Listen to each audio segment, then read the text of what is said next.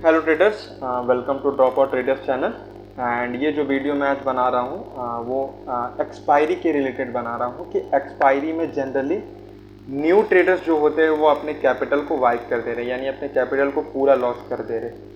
And इसका main reason यही है क्योंकि एनएसई और एनएसई के द्वारा जो ये एक्सपायरीज क्रिएट किया गया है मार्केट में वॉल्यूम को इंक्रीज करने के लिए। अगर आप पहले ट्रेडिंग करते होगे तो आप जनरली वॉच करते होगे कि बहुत सारे ट्रेडर अगर ट्यूसडे को फिन निफ्टी का एक्सपायरी कंप्लीट कर देते हैं, अगर वो कर लेते हैं तो वो जनरली वेडनेसडे को ट्रेड नहीं करने आते हैं। अगर उन्होंने वेडनेसडे को आपको वॉल्यूम बहुत लो दिखता होगा और मार्केट ऑलवेज साइडवेज शो होता होगा। देन अगेन आपने देखा होगा कि थर्सडे को बैंक निफ्टी और निफ्टी की एक्सपायरी होती है, तो बैंक निफ्टी और निफ्टी का एक्सपायरी करने के बाद ट्रेडर्स मे बी फ्राइडे और मंडे को आपको उतना वॉल्यूम शो नहीं होता होगा, क्योंकि ट्रेडर ऑलरेडी एक्सपायरी में पैसा बना लेते हैं और उन्हें वीक डेज में ट्रेडिंग करने की उतनी रिक्वायरमेंट होती नहीं है, तो इसलिए वो ट्रेडिंग नहीं करते हैं। तो मार्केट में ऑलवेज वॉल्यूम को इंक्रीज रखने के लिए ये हर दिन आपको एक्सपायरी लाया गया है। अब वॉच करेंगे कि जैसे कि अभी आप देख रहे हैं कि ट्यूसडे को फिन निफ्टी का एक्सपायरी हो गया, वेडनेसडे को मिड कैप का एक्सपायरी हो गया, देन फिर आप थर्सडे को बैंक निफ्टी का एंड फ्राइडे को सेंसेक्स का। तो मार्केट में वॉल्यूम बना रहे इसका वजह से आपको वीक्स में 3 या 4 डेज एक्सपायरी लाया गया। और यही इसका ड्रॉबैक भी है कि ट्रेडर्स एक्सपायरीज में अपने कैपिटल्स को लॉस कर रहे हैं, यानी कैपिटल्स पूरा ख़त्म कर दे रहे, वाइप कर दे रहे। और इसका मेन रीज़न यही है कि लूजिंग पोजीशंस को होल्ड करके रखना है। एंड लूजिंग पोजीशन को होल्ड करके रखने का मतलब क्या होता है कि आप देखे होंगे कि जो स्पॉट चार्ट और प्रीमियम चार्ट का डिफरेंस होता है ना एक्सपायरी के दिन, बहुत ज़्यादा होता है। आप देखेंगे कि स्पॉट में आपका स्टॉप लॉस हिट नहीं कर रहा है, बट आपकी जो प्रीमियम चार्ट होता है उसमें ऑलरेडी स्पॉट आपका स्टॉप लॉस हिट कर चुका है। स्पॉट में आपको 10 पॉइंट्स का कैंडल बनते हुए शो होगा, लेकिन प्रीमियम में आपको 10 to 20 पॉइंट का इंक्रीमेंट शो होगा। तो यही मेन रीज़न है ऐसा क्यों होता है, क्योंकि एक्सपायरी के दिन थीटा ऑलरेडी डिके हो चुका होता है।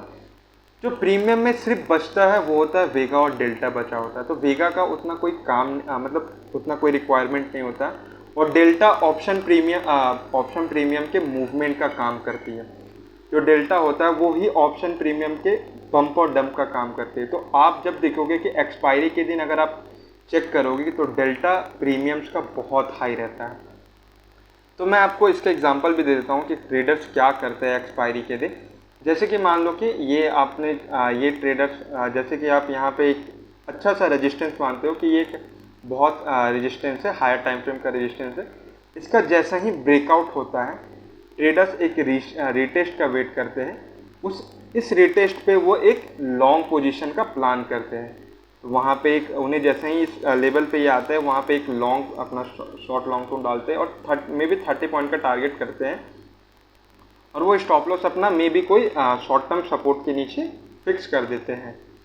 देन फिर वो देखते हैं कि जैसे ही उनका ये ट्रेड यहाँ से एग्जीक्यूट होता है, यहाँ पे एक ग्रीन कैंडल बनता है और उनके पीएनएल में जो होता है वो ग्रीन शो होने लगता है। क्योंकि मैंने आपको ऑलरेडी बताया कि अगर निफ्टी में 10 पॉइंट का मूवमेंट हो रहा है तो प्रीमियम चार्ट में 10 to 15 point, may be even 20 points का भी मूवमेंट आपको दिख सकता है ड्यू टू डेल्टा। और दिस सेम टाइम क्या होता है कि जैसा ही ये ग्रीन कैंडल बनता है ना, और सेम टाइम अगर ये नेक्स्ट कैंडल जो होता है वो अगर इसके हाफ, ये जो ग्रीन कैंडल बनना है इसके हाफ या इसके लो को भी तोड़ देगा ना, तो आपका जो पीएनएल होता है वो रेड से सीधा ग्रीन से सीधा रेड पहुंच जाता है। मैंने आपको ऑलरेडी बताया कि डेल्टा हाई होने के कारण प्रीमियम में बहुत पंप एंड डंप चलता है, जिसके कारण आपका पीएनएल जो होता है वो सीधा ग्रीन से रेड हो जाता है। एंड अगेन ट्रेडर्स यहाँ पे क्या करते हैं कि यहाँ पे उनका जो पोजीशन आया वहाँ पे उन्हें लॉस शो हो रहा है, वो स्टॉप लॉस यहाँ का तो लगा के रखे हैं, लेकिन वो स्टॉप लॉस सिस्टम में लगा के मतलब अपने ट्रेड जहाँ पे एग्जीक्यूट हुआ ब्रोकर अकाउंट में लगाने की वजह वो अपने माइंड में रखते हैं कि यहाँ पे पोजीशन आएगा तो मैं एग्जिट कर दूंगा। देन फिर क्या होता है ना कि जैसे उन्हें एक छोटा सा ग्रीन कैंडल दिखता है और फिर अगेन वो आपके स्टॉप लॉस को हिट कर देता है, तो आपकी पोजीशन एग्जिट नहीं होती है, क्योंकि आपने जो स्टॉप लॉस होता है वो अपने माइंड में रखा होता है। आपने तो ब्रोकर अकाउंट में अपने स्टॉप लॉस तो सेट किए नहीं होते कि आपका पोजीशन एग्जिट हो जाता है। तो यहाँ पे आपका जो स्टॉप लॉस होता है वो हिट नहीं होता है, और वो अगेन आपको आपके एमटीएम में आपका वो ट्रेड चलते रहता है। तो फिर आप वहाँ पे क्या सोचते हैं ना कि आपका इमोशन जाग जाता है कि नहीं, मे भी ये ट्रेड ऐसे नीचे आके ये ऊपर चला जाएगा और मेरा ट्रेड को रेड से ग्रीन कर देगा। बट आप अगेन देखते हो कि यहाँ पे एक जो सपोर्ट रहता है, आप होप करते हो कि इस सपोर्ट पे आके ये एक बाउंस बैक हो जाएगा। बट अगेन आप देखते हो कि इस सपोर्ट पे तो आता है, एक आपको छोटा सा ग्रीन कैंडल दिखाता है, देन अगेन इस सपोर्ट को भी ब्रेक कर देता है। देन फिर आप वॉच करोगे कि चलो इस सपोर्ट का वेट कर लेता हूँ, इस सपोर्ट का ब्रेक होगा तो मैं एग्जिट ले लूँगा मार्केट से। इस सपोर्ट पे भी आता है, फिर आपको एक छोटा सा ग्रीन कैंडल दिखाता है, देन ये भी सपोर्ट ब्रेक कर देता है। देन आप फिर पैनिक करने लग जाते हो कि आपके जो PNL जो प्रॉफिट एंड लॉस का जो स्क्रीन होता है वहाँ पे आपको बहुत बड़ा लॉस दिखने लगता है।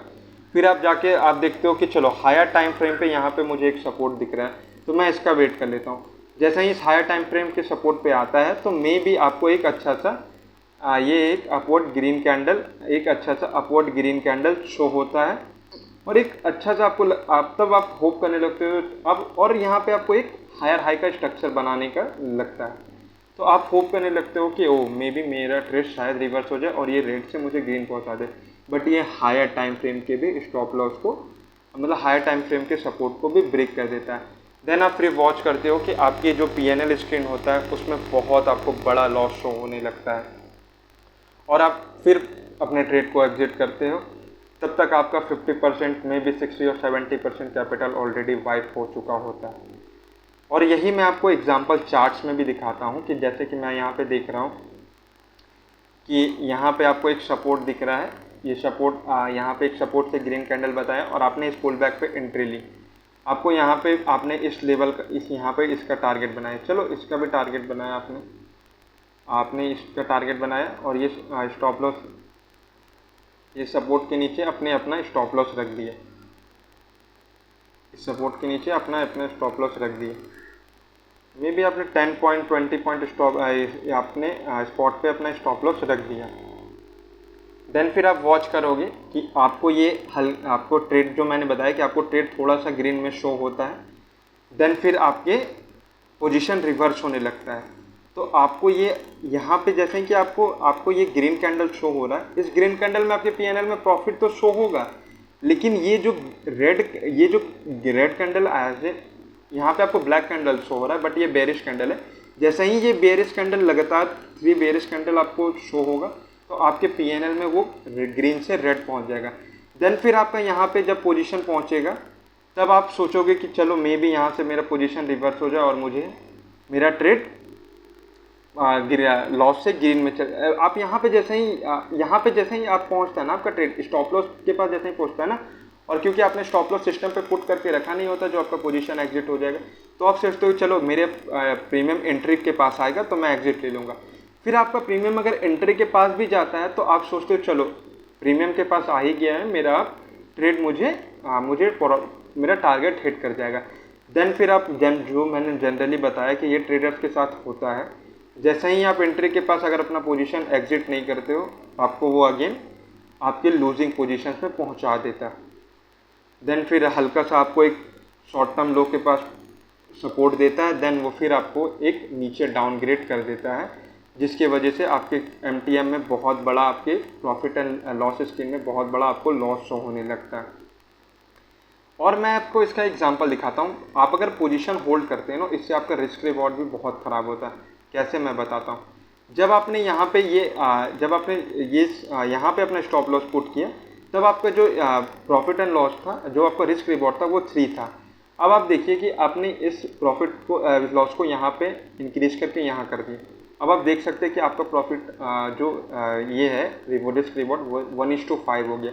अगर आप यहाँ तक वेट करते हो तो आपका रिस्क रिवॉर्ड 1:1.14 होता है, जो कि एज अ ट्रेडर अगर आप इस रिस्क रिवॉर्ड पे ट्रेडिंग करते हो तो मैं जनरली बता रहा हूँ आप ट्रेडिंग छोड़ दो, क्योंकि ये कोई रिस्क रिवॉर्ड नहीं होता ट्रेडिंग करने का, ये सिर्फ कैपिटल वाइप करने का मेन रीज़न होता है। और होल्डिंग कब किया जाता है, होल्डिंग का भी मैं आपको एग्जांपल देता हूँ। कि होल्डिंग हम किस ट्रेड पे करते हैं। यहाँ पे मैंने एक आपको एग्जांपल, यहाँ पे मैंने एक आपको मतलब एक मूवमेंट देखा था, उसमें मैं आपको बताता हूँ। जनरली आपने देखा होगा कि ये जब शॉर्ट टर्म लो ब्रेक होगा तो यहाँ पे बायर्स एक्टिव होते हैं, बट ये फेक ब्रेकआउट देके बायर्स के लिक्विडिटी लेके नेक्स्ट यानी पुट की तरफ मूवमेंट करने लगता है। और आप यहाँ पे इस पोजीशन पे अपने पोजीशन आप यहाँ पे आने के बाद आप वेट करते हैं कि जैसे ही ये जो बिग कैंडल है, बिग बेरिश कैंडल है, इसका ब्रेकआउट होगा तो मैं अपने ट्रेड में एंट्री करूँगा। आप यहाँ पे एंट्री करते हो, मे बी आप यहाँ पे फर्स्ट टारगेट लगाते हो कि मुझे इस सपोर्ट तक जाना है, मे बी आपने इस सपोर्ट तक जाना है, आपका ये टारगेट वन गो में हिट कर देता है। मैं ट्रेड होल्ड करने का कब सलाह देता हूँ, यानी तब बताता हूँ कि जब आप ये देखोगे कि ये 3 बेरिश कैंडल आप देखो कितना बड़ा है, कितना एनर्जेटिक है। ये जो बेरिश कैंडल शो करता है ना, ये शो करता है कि मार्केट में अभी भी सेलर्स एक्टिव है और वो मार्केट को नीचे गिराना चाह रहे हैं। बेयर्स ऑलवेज अभी मार्केट में एक्टिव है। तो फिर आप क्या करते हो कि अपने पोजीशन को इंक्रीज कर देते हो, आप अपने टेक प्रॉफिट को इंक्रीज कर देते हो और अपने स्टॉप लॉस को, जो स्टॉप लॉस आपका होता है वो आप मूव कर देते हो अपने जो आपने टेक प्रॉफिट पहले फिक्स किया था वहाँ पे, आप वहाँ पे लगा देते हो। फिर आप देखते होगे कि आपकी जो सेकेंड प्रॉफिट होता है उसको भी ये वन गो में ब्रेक कर देता है। फिर आप अपने पॉइंट को आप अपने टेक प्रॉफिट को इंक्रीज कर देते हो और अपने जो टेक प्रॉफिट होता है, जो अपने स्टॉप लॉस होता है, जो ट्रेलिंग स्टॉप लॉस होता है, वो आप अपने टेक प्रॉफिट के नीचे लगा देते हो। तो ये होता है होल्डिंग का सही, जो अगर आप सही प्रोसेस माने तो ये होता है सही प्रोसेस होल्डिंग का, कि ऑलवेज ट्रेलिंग स्टॉप लॉस के पास अपने ट्रेलिंग स्टॉप लॉस को ट्रेल करते करते जहाँ पे अपने प्रॉफिट को अपने लॉस, आप जहाँ पे अपने टेक प्रॉफिट अपना मेंटेन किया है उस पोजीशन पे ऑलवेज अपने ट्रेलिंग स्टॉप लॉस को फिक्स करते रहना है और धीरे धीरे मार्केट के मूव्स को कैप्चर करते रहना है। इसी को बोलते हैं प्योर होल्डिंग, यानी होल्डिंग का यही प्रोसेस होता है। बट जनरली मैंने बताया कि ट्रेडर्स हमेशा उल्टा करते हैं। अगर आप इसका रिस्क रिवॉर्ड भी देखेंगे तो 1:6 का रिस्क रिवॉर्ड बना है इस ट्रेड में आपको, यानी अगर आप 6 ट्रेड लूज करते हो तब आपका ये पूरा टोटल जितना आपने आज प्रॉफिट कमाया है वो आपका लॉस होगा, यानी आप इक्वल पे आओगे अगर आप 6 ट्रेड लूज करते हो continuously. But generally traders, new traders इसका उल्टा करते हैं, वो ऑलवेज लूजिंग पोजीशन को होल्ड करके रखते हैं, जिसकी वजह से उनके प्रॉफिट एंड लॉस में तो उनको लॉस शो होता ही है और उनका कैपिटल भी वाइप हो जाता है। तो मैं बताना चाह रहा हूँ कि ऑलरेडी अगर आपको स्टॉप लॉस माइंड में फिट करने की बजाय आप अपने सिस्टम पे कीजिए। सिस्टम में फिट करने से स्टॉप लॉस क्या होगा ना, कि जैसे ही आपको वो स्टॉप लॉस हिट करेगा आपको मार्केट से एग्जिट हो जाना। यार स्टॉप लॉस, अगर आप सोचो, स्टॉप लॉस एक औपचारिकता होती है आपको मार्केट से निकालने के लिए। अगर मार्केट में स्टॉप लॉस ना हो तो ट्रेडर हर दिन अपना कैपिटल गंवाएंगे।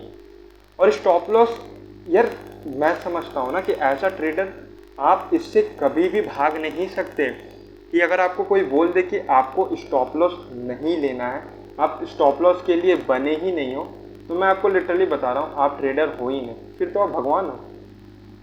कि ट्रेडर अगर स्टॉप लॉस लेना सीखे ना तो वो ट्रेडर बनेगा ही नहीं। और स्टॉप लॉस में एग्जिट होना ही डिसिप्लिन ट्रेडर की निशानी होती है, वो इंडिकेट करता है कि ये डिसिप्लिन ट्रेडर है।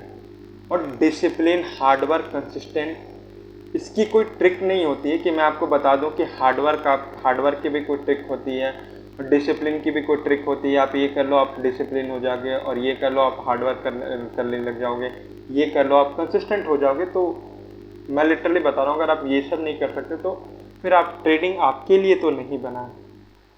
मे बी मैं थोड़ा सा आपको मोटिवेट, आपको ये ख़राब लगे, बट ट्रेडिंग, अगर आप ट्रेडिंग में डिसिप्लिन, हार्डवर्क और कंसिस्टेंट नहीं मेंटेन करोगे तो ऑलवेज आप अपने कैपिटल को वाइप करोगे। आपके पास 10,000 का कैपिटल हो या फिर 1 करोड़ का कैपिटल हो, डिसिप्लिन और स्टॉप लॉस लगा के ट्रेड ना करना ही एक अनडिसिप्लिन ट्रेडर की निशानी होती है। और वो आपके 10,000 कैपिटल क्या 1 करोड़ कैपिटल को भी वाइप कर देगा अगर आप डिसिप्लिन बन के ट्रेड नहीं करोगे। तो मैं यही बताना चाह रहा था कि ऑलवेज अगर आप एक्सपायरी पे ट्रेड लेते हो, डेल्टा ऑलरेडी बहुत हाई होता है, प्रीमियम में बहुत पंप एंड डंप होता है, तो अपने स्टॉप लॉस को एक फिक्स कर लो। आप फिक्स कर सकते हो कि मैं प्रीमियम चार्ट में, निफ्टी के प्रीमियम चार्ट में 10 पॉइंट से ज़्यादा का स्टॉप लॉस नहीं दूंगा, यानी 500 से ज़्यादा का स्टॉप लॉस पर ट्रेड पे नहीं लूँगा। अगर एक लॉट ले रहा हूँ तो 500 लूँगा, 500 का स्टॉप लॉस लूँगा। अगर 2 ट्रेड ले रहा हूँ तो 1000 का स्टॉप लॉस लूँगा।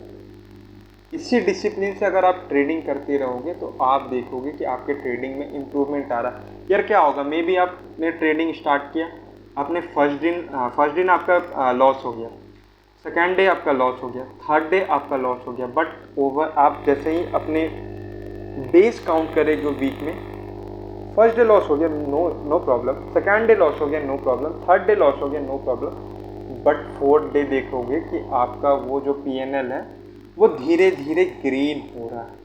क्योंकि जो 3 डेज की, और स्टॉप लॉस से आपको ये जरूर सीखना है कि स्टॉप लॉस से आपको लर्निंग्स लेना है कि क्या गलती था जो आपका स्टॉप लॉस हिट कर गया। ये नहीं कि स्टॉप लॉस हिट कर गया चलो छोड़ दो, स्टॉप लॉस हिट कर गया तो कोई बात नहीं, अगला ट्रेड ले के उस स्टॉप लॉस को कवर कर लूँगा। नहीं, स्टॉप लॉस होने के बाद आपको लर्निंग्स लेना है, एनालाइज करना है कि वहाँ क्या गलती हुआ था मेरा, जो मैं नेक्स्ट ट्रेड में ये गलती ना करूँ। तो दैट्स इट गाइस, मुझे यही बताना था कि एक्सपायरी पे ट्रेड करना। देखो, अगर as a small capital trader ही वो ट्रेडर अपने कैपिटल को ग्रो कैसे करते हैं? एक्सपायरीज में ट्रेड करके, वीक डेज में ट्रेड करके कैपिटल ग्रो नहीं होता है, क्योंकि आपको एक्सपायरी पे ही 200, 300, 400% के मूव्स कैप्चर होते हैं। आपको वीक डेज में, जो कि नॉर्मल डेज होता है, वहाँ पे आपको 200, 300, 400 का मूव्स कैप्चर नहीं होगा। और एक्सपायरी में ही सबसे ज़्यादा कैपिटल गंवाया जाता है और एक्सपायरी में ही सबसे ज़्यादा कैपिटल्स को ग्रो किया जाता है। तो मैं आपको यही बताना चाहता हूँ, अगर आप एक्सपायरी में ट्रेड करते हो तो सिस्टम के अकॉर्डिंग ट्रेड करो, प्रोसेस के अकॉर्डिंग ट्रेड करो, स्टॉप लॉस लगा के ट्रेड करो। स्टॉप लॉस हिट हो जाता है तो मे बी एक और कोई, मतलब उसी ट्रेड में अगर आपका ट्रेंड सही है, आपका एनालिसिस सही है, मार्केट उसी साइड जाना है तो आप अगेन री एंट्री ले लो। बट अगर आपका स्टॉप लॉस हिट कर गया है तो प्लीज़ यार, मैं आपसे रिक्वेस्ट कर रहा हूँ कि एग्जिट हो जाया करो मार्केट से। दैट्स इट गाइस, मुझे यही बताना था। Thank you for watching this video. Please like and subscribe.